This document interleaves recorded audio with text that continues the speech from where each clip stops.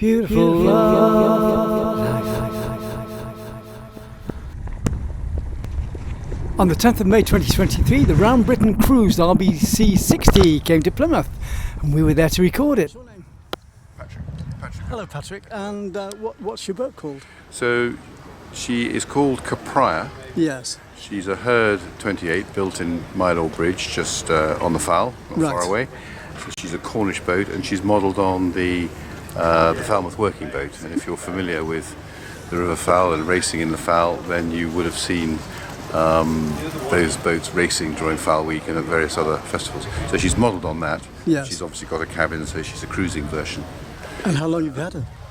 Oh, goodness me. I've had her since 2009. And I actually did the last, I'm not too sure how much your listeners will gather about what's going on here, but all these boats are assembled for a Round Britain rally. Yes. To celebrate 60 years of the OGA. Yeah. And they did the same in 2000. What's the OGA? The Old Gaffers Association. Right, okay. Whether that refers to the boat or the skipper is really up for discussion, but the organisation was founded on the East Coast by a group of sailing enthusiasts who love traditional rig, the gaff rig being a very traditional rig. Yes. And we're still going strong 60 years later. But they did this similar event in 2013, which I took part in. Unfortunately, I can't do it this year because of other commitments, but I thought I'd come and join them for this gathering here in Sutton Harbour. So this is more or less the start of the race? Well, they started in Ramsgate actually, yes. On the East Coast, and then they picked up a few more boats in the Solent. Yes. And last weekend they had a gathering there and a bit of a party there, and then obviously Plymouth now, and then on the round. What we've done is the way that the Old Gaffers Association, the OGA is known as,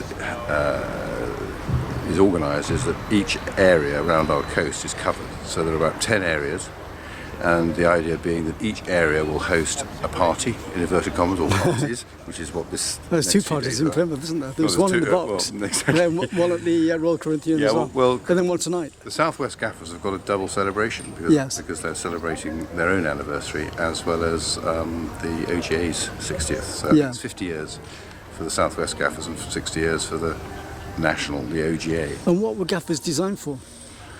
Well, they were working boats. I mean, I suppose the rig has evolved over years, hasn't it? And originally there was the lug sail, which is very much a West Country sort of, the Loo lugger being a famous design. Uh-huh. And then it progressed on to gaff rig because it was seen to be more efficient. But they weren't really used for leisure purposes. It was working boats. They were fishing. They were moving stuff between bigger ships and the shore. There were pilots. The sailing boats of that age were working boats, and the leisure activity came later. And then the gaff evolved into the Bermudan rig, the rig that we see most often now in modern boats. This is a four-cornered sail, yes, as you may or may not know, and very distinctive because of the wooden spar. Not so obvious on my boat, but on the ones that haven't got sail covers on, there's a wooden spar which raises up to create that sort of fourth edge of a sail. And how old is your boat? She's not very old, really. I'm slightly embarrassed. She was built in 2000. Oh, crumbs. But built very much. A replica. On old lines, exactly. And there's quite a few modern gaffers here, as well as boats. There's a boat coming in later on, which is well over 100 years old. Yeah. And I think that's the beauty of our organisation, is we welcome people who have got small boats, big boats that are 100 years old, or boats that were built 2 or 3 years ago on the old lines. And I think there's been a bit of a resurgence. I mean, you can see this well, how do you pronounce it? It's a Dutch boat. Yeah. As is this is an old. No, this one's 100 years old. You wouldn't think so, would you? It is indeed. Which one? That's a lifeboat. It's an old Called Hilda. Yeah. And you can see there the nearest one, the green hulled one. Yeah. She's a relatively modern gaffer as well. Uh-huh. But then the one right on the inside, the blue one, is wooden and much older. Yeah. So yes, it's all shapes and sizes. The great thing is you never see two gaffers the same. They're all different. They've all got they've been built specifically. And then they get the characters of the skippers as well. Indeed. So my boat was built for a Frenchman. Right, okay. Originally in 2000. Yeah. Its first home port was St Malo Right, okay. in Brittany, and there are still some evidence of that on board. Yeah. On my, some red wine. Well, but unfortunately not. Well, there is some, but not from leftover from all those years ago. But Yeah. there are little things like the throttle control has got avant and arrière, Yeah. as opposed to forward and reverse. Right, okay. So little things that the Frenchman put on. Yeah. So how did you get into boating in the first place? My father was a sailor, Yeah. and he probably took me sailing as soon as he thought that I wouldn't drown myself Yeah. in dinghies. And I graduated to bigger boats and then offshore boats when in my 20s. But this is quite a step up, because this boat, although she's not very big, she's only 28 foot on deck, 40 foot overall. She's a fairly heavy displacement boat for her size. So I mean, she'll go. And I've sailed around Britain, as I say. I've sailed around Ireland, been to Brittany, Yeah. been to the Channel Islands. So I feel very safe in her. She's Where's the furthest you sailed? not necessarily in that boat, or In general. In general. Oh, I went on a sailing trip to Antarctica. There you are. My word. Where do you do that? Counted penguins. To count the penguins. No, well, that was a pain. You could pick one up in Quicksave. Absolutely, with a joke on it.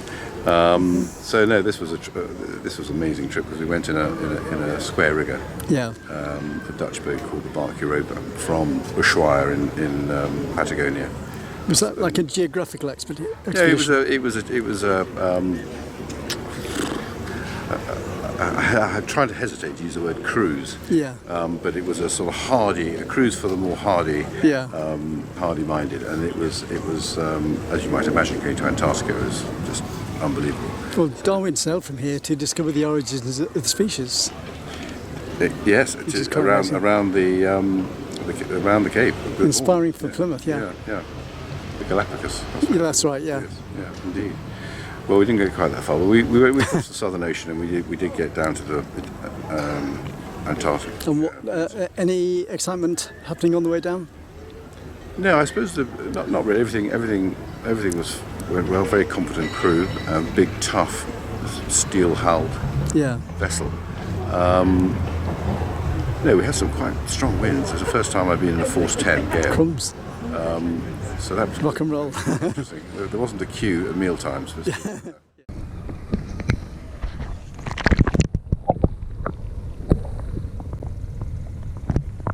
Special thanks to BBC Radio Cornwall, Plymouth Gin, Sutton Harbour Holdings, Jonathan Bryce, the Plymouth organiser, and everyone involved in the Round Britain Cruise RBC 60 2023. 30 years of culture and the arts as a free service on Love Summertime TV. Don't forget to friend and share my videos, subscribe to my channel and support me through PayPal at tcsphoto1@gmail.com. Thanks for watching the video. It's